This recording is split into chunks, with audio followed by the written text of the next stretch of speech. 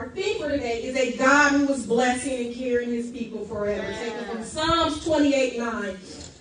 The verse that I'm going to read says, save thy people and bless thy inheritance. Feed them also and lift them up forever. Yes.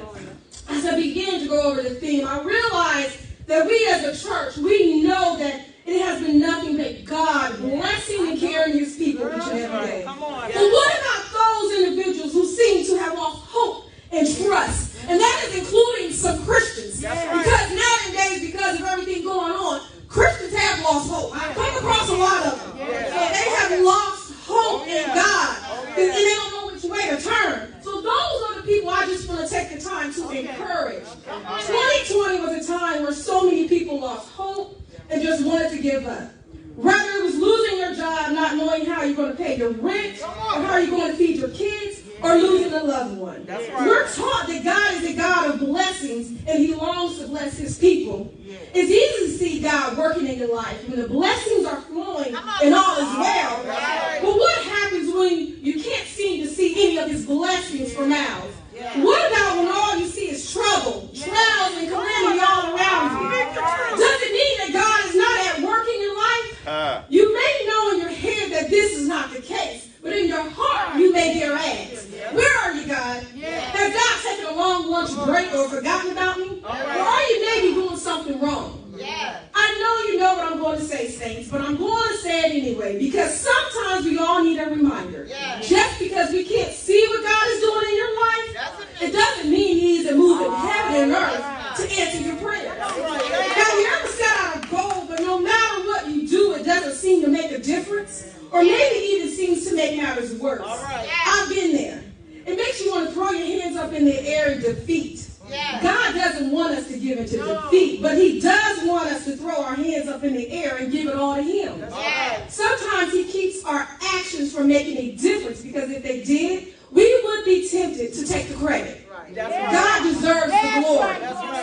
It keeps coming back to you. If God is not changing your situation, it's because he needs to change you. He needs to prepare you for the place he is bringing you to.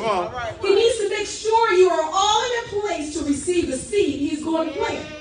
There are doors closing in your life that may seem like a great defeat, but in reality, they could be one of your greatest blessings. You don't want to waste time by going through wrong doors. Just celebrate when God closes one.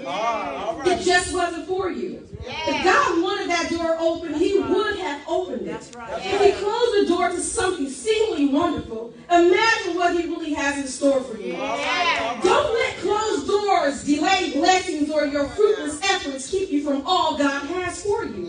Stay pliable in his hands and remember his promise. Regardless of what it looks like, we have to continue to trust God. And know that we know that God is still in the blessing business and still carrying us through. Our friends and families may get tired of us, but God promised us to carry us until the very end. His shoulders are broad enough to carry our brokenness and our burdens. Do we trust God today that he will take care of us when our hairs turn gray and our bones become fragile? Do we have that unfavoring faith to know that this same God who carried our parents with us and our next generation close to his heart, this Abba Father promises to carry us young and old for the remaining days of our years on this earth, and then ultimately carry us to be with him in the heavenly realms. I pray you can picture this God carrying you today when those joint pains flare up, or when your loved one is ill, or when you face troubled times. I pray that you remember that our God can and will do exceedingly abundantly above when you could ask, hope, or think according to the power that works in you. Ephesians 3:20. I don't want to let this day go by, because my dad was definitely a man of God. But I want to honor him today, because in 2019 he said some good words that I just want to leave with you. So Sister Micah, don't mind playing these. Just listen to it. You guys will surely understand.